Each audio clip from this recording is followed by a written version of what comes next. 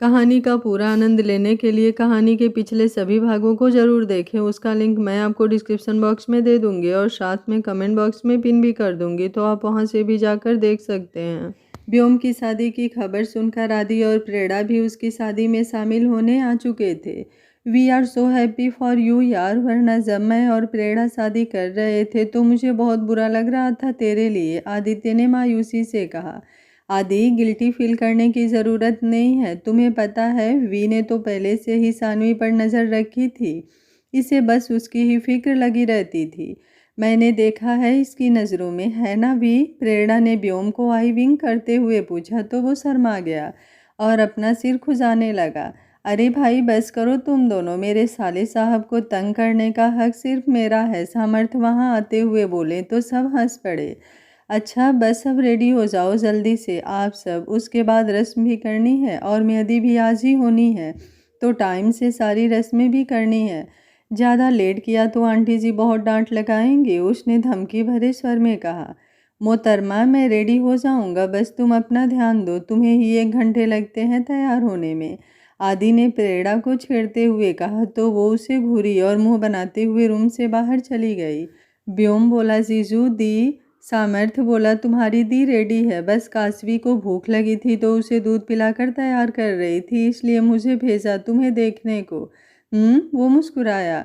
उसके कुछ देर बाद जब रेडी हो गए तो दोनों साइड हल्दी की रस्में हुई। दोपहर में हल्दी रखी गई थी, शाम को मेहंदी थी और उसके अगले दिन शादी। बस खुशियां ही थी दोनों घरों में। हल्दी के बाद सानवी को उसके रूम में छोड़कर कोमल अपने रूम में आई कि दरवाज़ा बंद होने की आवाज़ पर पीछे पलटी तो मयंक था।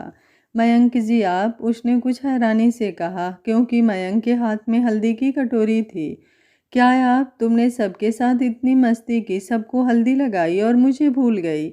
उसकी प्यारी शिकायत सुन कोमल मुस्कुराई। पति देव, हमारी हल्दी नहीं है आज बिट्टी की हल्दी थी तो उसे लगना ज़रूरी था। वो कबर्ड से कुछ सामान निकालते हुए बोली। मयंक अब तक उसके करीब आ चुका था और उसकी कमर में अपनी बाहें लपेट उसे अपनी तरफ घुमाया। मुझे मत लगाइए, मुझे कुछ अच्छा नहीं लग रहा, उसने मयंक के हाथ में लगी हल्दी लेकर कर कहा। बहाना अच्छा है पर चलने वाला नहीं, उसने मुस्कुराते हुए कहा और कोमल की गर्दन पर हल्दी लगाते हुए उसके गालों पर हाथ ले गया कि कोमल उसे धक्का देकर वॉशरूम में भागी। कोमल, वो काफ़ी हैरान हुआ ये देख और उसे आवाज़ दे। अंदर से आती आवाज़ सुन वो वॉशरूम में उसके पीछे आया तो देखा उसे वोमिटिंग हो रही थी। कुछ देर बाद उसने अपना मुंह धुला तो मयंक ने उसे टॉवल पकड़ा दी और उसकी पीठ पर हाथ फेरने लगा। आई एम सॉरी, उसने उदासी से कहा तो कोमल ने इनकार में सिर हिलाया। बहुत अजीब सी स्मेल लग रही थी हल्दी की और सुबह से 2-3 बार वोमिटिंग भी हो चुकी है, वो थके से लहजे में बोली। तो मयंक ने उसे थामते हुए लाकर बिस्तर पर बैठाया। और तुम मुझे अब बता रही हो जब हेल्थ सही नहीं है तो क्या ज़रूरत थी इतना काम करने की, और सुबह से कुछ खाया भी नहीं होगा, वो उसे डांट लगाते हुए बोला। कि कुछ याद आते ही कोमल का चेहरा हाथों में भरते हुए उसने पूछा, पीरियड्स आए थे इस मंथ? ये सुन कोमल ने कुछ अजीब तरीके से उसे देखा। बोलो, उसने वापस से पूछा तो कोमल नामे सिर हिलाई। नहीं, 2 मंथ से नहीं हुए, उसने धीरे से कहा। तो मयंक की मुस्कान गहरी हो गई। कोमल को भी कुछ कुछ समझ आया था। उसने मयंक को हक कर लिया। मयंक ने उसको कसकर पकड़ रखा था। पहले चेकअप कर लें, प्रेगनेंसी किट है, उसने कोमल के सिर को सहलाते हुए सवाल किया। तो उसने नामे सिर हिलाया। मयंक एक गहरी सांस छोड़ते हुए उसे अपनी गोद में बैठाते हुए प्यार से बोला, हॉस्पिटल चलें क्या? तुम्हें इतनी प्रॉब्लम भी हुई है आज, और वहाँ सब क्लियर भी हो जाएगा। नहीं मयंक जी, आज नहीं, क्योंकि ये न्यूज़ अगर सही नहीं हुई तो बहुत मुश्किल होगी मेरे लिए, और घर में इतनी खुशी का माहौल है, बिट्टी का इतना इम्पोर्टेंट डे है, हमें उसके साथ होना चाहिए। अभी कुछ देर में मेहंदी शुरू हो जाएगी, उसने कहा तो मयंक ने हाँ में सिर हिलाया और उसके होठों पर स्मूथ किस करते हुए प्यार से बोला, रिपोर्ट्स कुछ भी हो देखा जाएगा, बस तुम अपना ध्यान रखना, शादी के बाद ही चलते हैं हॉस्पिटल, पर हेल्थ ठीक ना लगे तो बताना मुझे तुरंत, उसने पलकें झपकाई। दोनों ही खुश थे पर अभी क्लियर नहीं था तो थोड़ा डर भी था मन में। सानवी को मेहंदी लग रही थी और नाच गाना भी हो रहा था, पर मयंक ने कोमल को सख्त हिदायत दी थी कि वो बिल्कुल भी उछल कूद ना करे, इसलिए वो शांत सी सानवी के पास बैठी थी। डॉक्टर साहब का नाम ऐसे छुपा कर रखना कि ढूंढ ही ना पाए और उनकी पूरी रात ऐसे ही गुजर जाए, कोमल मस्ती भरे अंदाज में मेहंदी वाली से बोली, जो सानवी को मेहंदी लगा रही थी। जो सुन सानवी ने अपना सिर झुका लिया और हल्का सा मुस्कुराई। शोभा जी ने उसे मुस्कुराते देखा तो पास आई और उसके सिर पर प्यार से हाथ फेरा और उसकी बलाएं लेते हुए बोली, किसी की नज़र ना लगे मेरी बच्ची को, ईश्वर उसे हर वो खुशी दे जो वो चाहती है और ढेर सारा प्यार मिले ससुराल में। कहते हुए उनकी आंखें कुछ भर आई थी। सानवी ने उन्हें हक कर लिया, उसकी भी आंखों में नमी आने लगी थी। मम्मी मैं भी हूँ, माना कि आपको बेटी प्यारी है पर बहू भी आपकी यही है और अब उससे जलन हो रही है। उन दोनों को इमोशनल होते देख कोमल ने मुंह बनाते हुए कहा। तो शोभा जी ने हंसते हुए उसके कान खींचे, बदमाश बहुत मस्ती सूझ रही है, कभी फर्क किया है मैंने तुझ में और बिट्टी में, वो बोली तो कोमल ने ना में सिर हिलाया और वो भी उन दोनों के गले लग गई। भाभी माँ सामने देखिए, सानवी लगभग खुशी से चिल्लाते हुए बोली तो उन्होंने देखा बुआ जी ठुमके लगा रही थी और मयंक भी उनके साथ था। ये देख सबकी हंसी गूंज उठी। मयंक ने सानवी का हाथ पकड़ उसे भी खींच लिया। डांस के लिए शोभा जी कोमल को भी ले आई। मयंक ने उसे घूरा तो वो हल्के फुल्के स्टेप करने लगी। ये देख वो भी मुस्कुराया। अगली सुबह सानवी की आंख काफ़ी देर से खुली। आज उसकी शादी थी और वो काफ़ी देर से सोई थी तो किसी ने उसे जगाया भी नहीं। उसने घड़ी देखा तो सुबह के 9 बज रहे थे और अब उसकी निगाह अपनी मेहंदी पर गई, जो अभी भी वैसी ही लगी थी। पहले मेहंदी धुल लेती हूँ, सोचते हुए उसने वॉशरूम में जाकर अपनी मेहंदी साफ की और उसका कलर देखकर तो उसे अपनी आंखों पर विश्वास ही नहीं हुआ। उसकी मेहंदी डार्क रेड थी। इतनी रची मेहंदी देख उसकी आंखें खुशी से मुस्कुरा उठी। थैंक यू व्योम, कहते हुए उसने अपनी मेहंदी को होठों से छू लिया। पहली वाली शादी में तो उसकी मेहंदी का कलर ही नहीं आया था, शायद वो भी जानती थी कि उसमें वो कभी खुश नहीं रहेगी, लेकिन व्योम के नाम की मेहंदी काफ़ी गाढ़ी रची थी उसे। ऐसे ही दिन बीत गया शादी की तैयारियों में। शाम को बारात जो आनी थी तो सब चाहते थे कि कोई भी कमी ना रहे।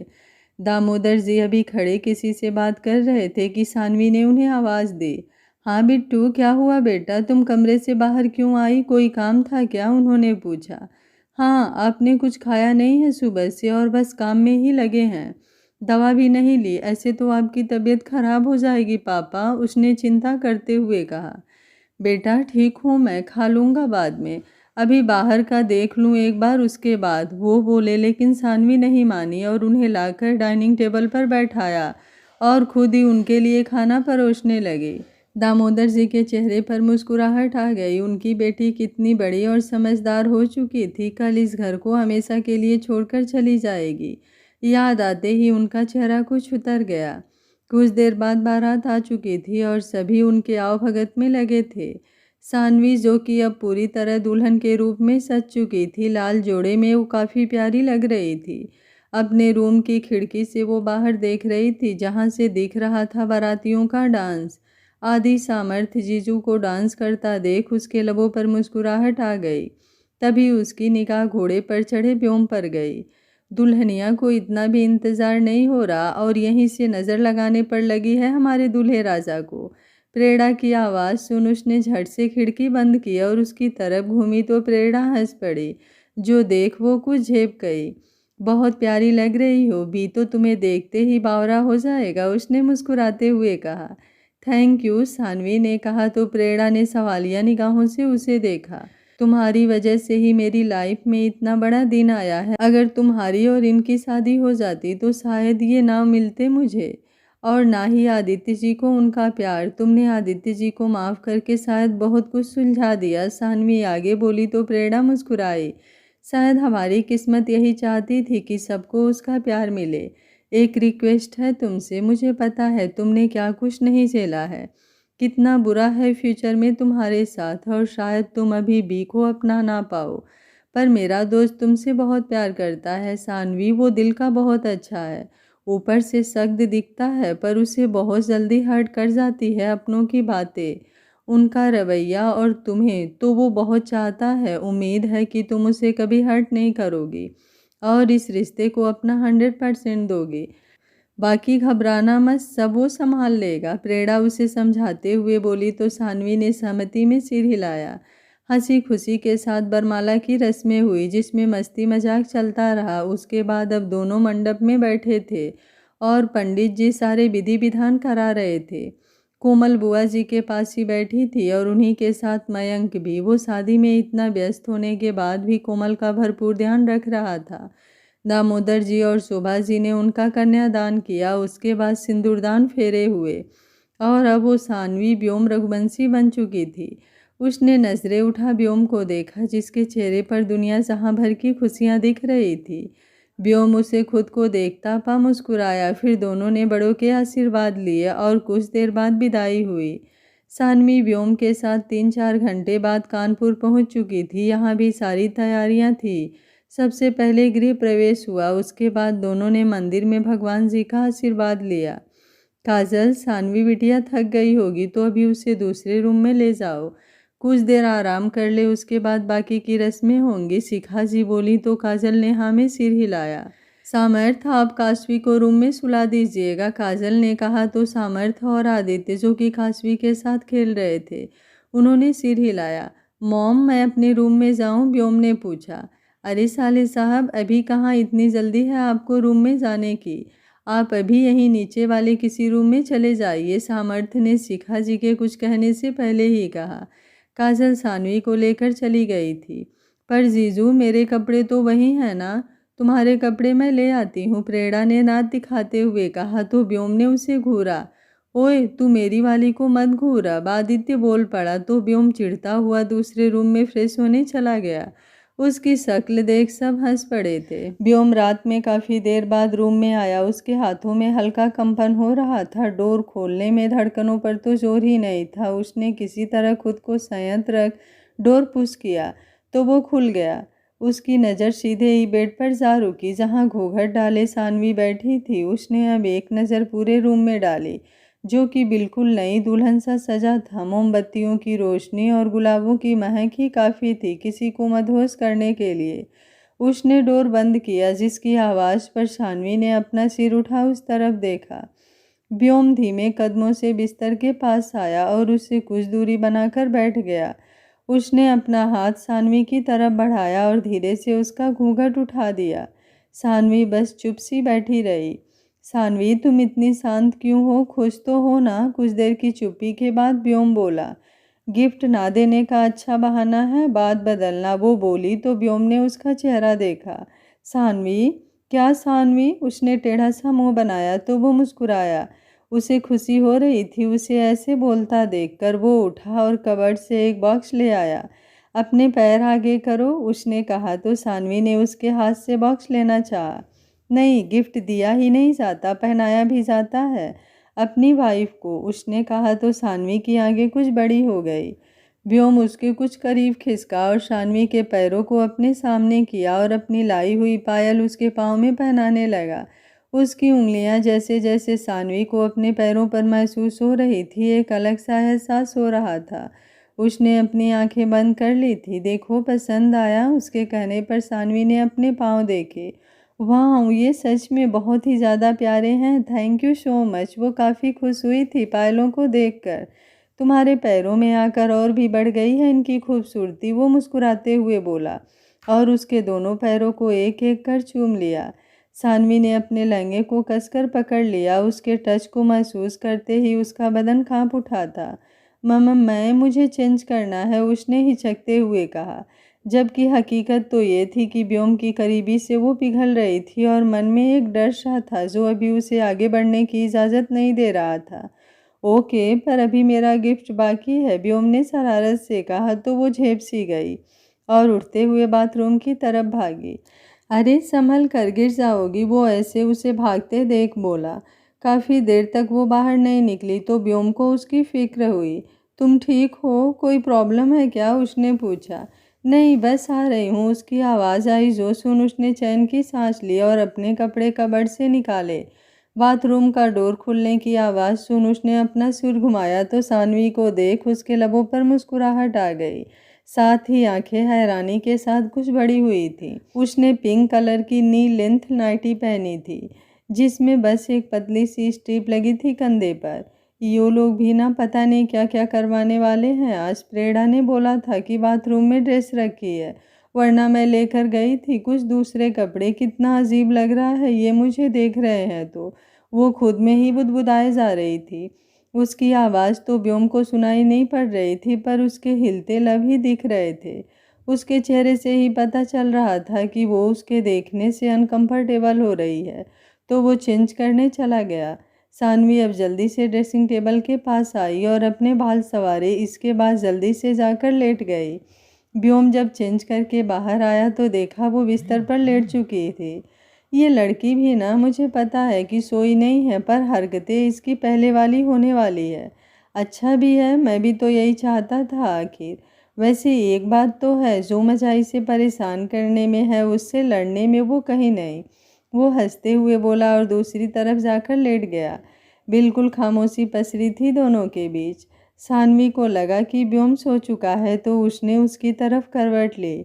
उसने देखने को, लेकिन ये क्या, व्योम तो उसे ही देख रहा था। जो देख उसने झट से आंखें बंद की। सानवी रिलैक्स यार, कोई भूत नहीं हूँ जो तुम्हें खा जाऊंगा। वो उसे कमर से पकड़ अपने करीब करते हुए बोला, तो वो उसे देखने लगी।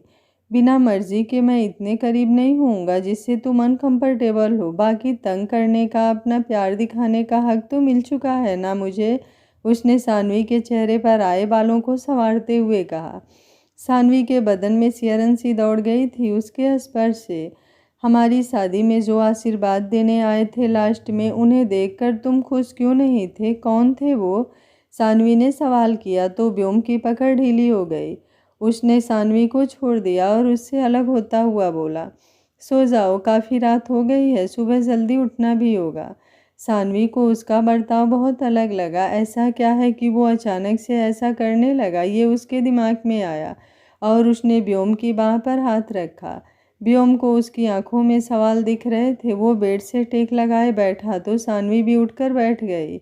व्योम समझ चुका था कि सानवी बिना जाने मानेगी नहीं, और वैसे भी अब उसका हक बनता था सब कुछ जानने का, तो कुछ छुपाने का अर्थ ही नहीं बनता था। व्योम बोला, वो मॉम के हस्बैंड थे।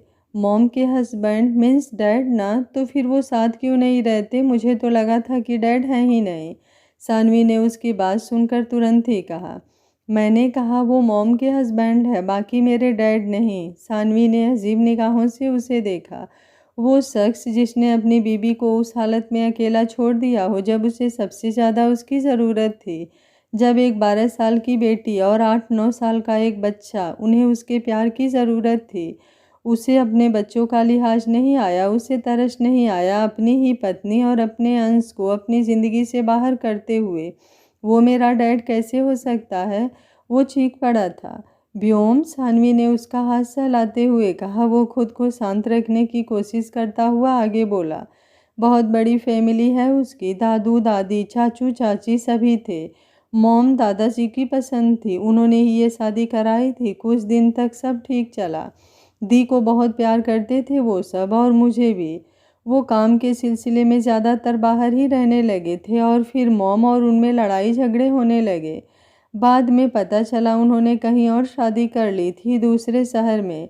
दादाजी ने कहा कि वो उसे छोड़ दे, लेकिन उन्होंने मेरी मॉम को ही घर से निकाल दिया। हम दोनों को अपने साथ रखना चाहते थे वो, लेकिन मॉम के साथ ही हम सब भी आ गए। सानवी, मेरी मॉम ने बहुत कुछ झेला है, सब मैंने अपनी आंखों से देखा है, और यही वजह है कि जब तुम्हारे बारे में सब कुछ मुझे पता चला तो वो दर्द मुझे महसूस हुआ। इसलिए मैं शादी भी नहीं करना चाहता था, क्योंकि मेरी रगों में उस इंसान का खून है, और कहीं आगे चलकर मैं भी उसकी तरह। उसकी आंखों में आंसू आ गए थे और गला चोक हो गया था। सानवी की आंखें भी भर आई थी सब कुछ सुनकर। उसने व्योम के मुंह पर हाथ रख दिया और उससे लिपट गई। व्योम ने भी उसे टाइट हग कर लिया था। तुम इतना मत सोचा करो, तुम तो दुनिया के बेस्टेस्ट इंसान हो। तुमने अपना हर फर्ज अच्छे से निभाया है और बहुत ही अच्छे हस्बैंड भी बनोगे। मुझे पूरा भरोसा है तुम पर। समझे? तो ये डाउट करना बंद करो। वो मुझसे और दी से बहुत प्यार करते थे, हमारे लिए मॉम को पैसे भी भिजवाते थे, पर मुझे अच्छा नहीं लगता था। ये सब उनकी अपनी फैमिली है। फिर भी जाने क्यों ये दिखावा करते हैं। मॉम को कॉल किया था जब हमारी शादी का पता चला, तो मैंने बहुत गुस्सा किया कि वो ना आए, लेकिन मॉम के आगे हार गया। जब भी वो आते हैं मेरी मॉम उनकी नज़रों में अपनी जगह तलाशती है, लेकिन बस सूनापन मिलता है जो मुझे हर्ट करता है। उसने कहा तो सानवी की आंखों से आंसू बह आए। उसे लगता था सबसे ज़्यादा बुरा बस उसने ही झेला है, लेकिन व्योम ने भी कितना कुछ झेला था जो उसे आज पता चल रहा था। अब उसे समझ आ रहा था कि पहले जब वो व्योम से मिली थी तो वो इतना रूड क्यों था। अगली सुबह प्रेरणा रेडी हो गई थी। वो थोड़ी देर पहले ही नहा कर आई थी। उसने ड्रायर उठाया अपने बाल सुखाने के लिए कि किसी ने उसे पीछे से ही बाहों में भर लिया। आदि, तुम ना सच में पिट जाओगे मेरे से। हम अपने घर में नहीं है जो इस कदर मस्ती और रोमांस सूझ रहा है तुम्हें। एक तो बाथरूम में भी परेशान करके रख दिया तुमने। ये देखो गर्दन पर, और ये सब कैसे छिपाऊं मैं। सब मेरा मजाक बनाएंगे। वो उसे दूर ढकेलते हुए उसके दिए लव बर्ड्स दिखाते हुए बोली, बेबी डॉल, फर्स्ट थिंग, मेरे होते हुए कोई तुम पर हंसे ये मैं होने नहीं दूंगा। और सेकंड थिंग, हम आज ही निकल रहे हैं घर के लिए, और वहाँ जाने के बाद सच में बहुत ज़्यादा बिजी हो जाने वाले हैं। तुम भी जानती हो काम के चक्कर में मैं बाहर रहता हूँ, और तुम तो बस हॉस्पिटल। तो तुम ही बताओ, थोड़ा सा ब्रेक लिया है हमने, उसमें भी इंजॉयमेंट ना हो। उसने प्रेरणा को कमर से पकड़ अपने करीब खींचते हुए कहा और उसके कंधे पर अपने लव रखे। I love you. प्रेरणा को उस पर टूट कर प्यार आया उसकी मासूमियत भरी शिकायत सुनकर, और उसने उसके लबों को चूम लिया। बस अब चले बाहर, भूख लग रही है मुझे, प्रेरणा बोली तो आदि मुस्कुराया और पास रखी शर्ट उठाकर पहनने लगा। सानवी की आज पहली रसोई थी तो उसे ही कुछ न कुछ मीठा बनाना था। उसने गाजर का हलवा बनाया था। सब डाइनिंग टेबल पर बैठे थे और वो परोस रही थी। जब आदि और प्रेरणा वहाँ आ गए तुम दोनों, मुझे तो लगा था शादी इन दोनों की हुई है, और वेडिंग नाइट तुम प्लान किए थे जो सुबह जल्दी आंख ही नहीं खोली, और लंच के टाइम ही डायरेक्ट आ रहे हो। काजल उन्हें देखते हुए बोली तो प्रेरणा और आदि झेप गए, वहीं बाकी सब हंस पड़े। दी, ऐसा कुछ नहीं, वो तो बस हम। प्रेरणा कुछ बोलने को हुई कि व्योम बोल पड़ा, अरे प्रणु यार, तुम सफाई मत दो, मुझे पता है सारी करतूत इसकी ही होगी। सानवी अपनी आंखें बड़े किए व्योम को देख रही थी। सामर्थ्य जीजू मुस्कुराते हुए बोले, तुम्हारा पति ऐसा ही है, किसी के सामने एकदम स्ट्रिक्ट सा, तो वहीं अपनों के बीच इतना शरारती। उसकी बात सुन सानवी मुस्कुराई। बेटा तुम भी बैठो सबके साथ, शिखा जी सानवी से बोली। सानवी बोली, आप लोग खाइए, मैं बाद में खा लूँगी। व्योम बोला, बाद में क्यों, हमारे घर में एक रूल है कि टाइम पर ही खाना मिलता है, उसके बाद बाहर जाकर खाना पड़ता है। व्योम की लाइन सुन सानवी ने उसे घूरा, क्योंकि ये उसके ही शब्द थे जब पहली बार व्योम उसके घर गया था। व्योम, काजल ने उसे डांटा, और तुम सबके साथ बैठो, हमारे यहाँ सब साथ ही खाते हैं, और आज से तुम भी इस परिवार का अहम हिस्सा हो। आया समझ, काजल ने कहा तो वो व्योम के बगल वाली चेयर पर बैठ गई। तू देख क्या रहा है, परोस उसे, शोभा जी व्योम से बोली, तो वो सानवी की प्लेट लगाने लगा। ये सब देखकर उसका गला रूंध आया था। क्या ये सच में उसका ससुराल था। इतना प्यार उसे मिल रहा था, इतना तो उसने कभी नहीं सोचा था, और पिछली जिंदगी के अनुभव के आधार पर तो इसकी उम्मीद भी नहीं थी उसे। सानवी, क्या हुआ, उसकी भरी आंखें देख व्योम धीरे से बोला। उसने कुछ नहीं कहा, बस व्योम की हथेली कसकर पकड़ ली, तो उसने आंखों से ही उसे आश्वस्त किया। खाना खाकर सबने उसकी बहुत तारीफ की थी और नेक भी दिया था। उसके बाद आदि और प्रेरणा अपनी पैकिंग में बिजी हो गए। व्योम अपने रूम में चला गया। सानवी बर्तन उठाने लगी कि शिखा जी ने उसे रोका। बेटा, ये सब करने की तुम्हें कोई ज़रूरत नहीं है, सर्वेंट है, ये कर देंगे, तुम जाओ अपने रूम में व्योम के पास, अभी कुछ टाइम उसके साथ स्पेंड करो, वो बोली। पर मॉम, परवर कुछ नहीं, मैंने कहा ना ये सारे काम हो जाएंगे। उनके कहने पर वो उनकी बात मानते हुए रूम में आई, जहाँ व्योम कॉल पर बात कर रहा था। वो आते ही उसके सीने से लग गई। इतनी जल्दी सब कुछ हुआ कि उसे समझ ही नहीं आया और कुछ हड़बड़ा गया। आई कॉल यू लेटर कहते हुए उसने फ़ोन रखा और धीरे से सानवी की पीठ पर हाथ रख लिया। सानवी का खुद से गले लगना उसे काफ़ी अच्छा लगा था। क्या हुआ, उसने प्यार से दूसरे हाथ से उसका सिर सहलाते हुए पूछा। थैंक यू सो मच, तुम बहुत अच्छे हो। और उससे भी ज़्यादा मॉम, वो बहुत स्वीट हैं, कितना ख्याल रखती हैं मेरा। उन्होंने सबके साथ खाना खाने को भी बोला। मुझे तुम्हें पता है, जब मैं रोनित के घर पर थी कोई पूछता तक नहीं था कि मैंने कुछ खाया या नहीं। किसी को कोई फ़र्क ही नहीं पड़ता था मेरे होने ना होने से। रोनित को भी नहीं मतलब था तो बस उनके कामों से। और यहाँ तो मॉम एक काम तक टच नहीं करने देती। और जीजू वो बिल्कुल भाई के जैसे हैं। उन्होंने बोला कि मैं उनसे सब कुछ बोल सकती हूँ, कोई भी प्रॉब्लम हो। तुम्हारी शिकायत भी, वो सिसकते हुए सब बोल रही थी। और उसके शुरुआती शब्दों ने जैसे व्योम का सीना चीर दिया हो। लेकिन लास्ट तक आते आते वो मुस्कुराया था और सानवी पर अपनी पकड़ मजबूत कर दी थी। आगे क्या होगा इस कहानी में जानने के लिए देखते रहिए कहानी का अगला और अंतिम भाग। अगर आपको कहानी अच्छी लग रही है तो वीडियो को लाइक शेयर एंड चैनल को सब्सक्राइब कर लीजिएगा। Thank you for watching. मिलते हैं कहानी के अगले और अंतिम भाग में।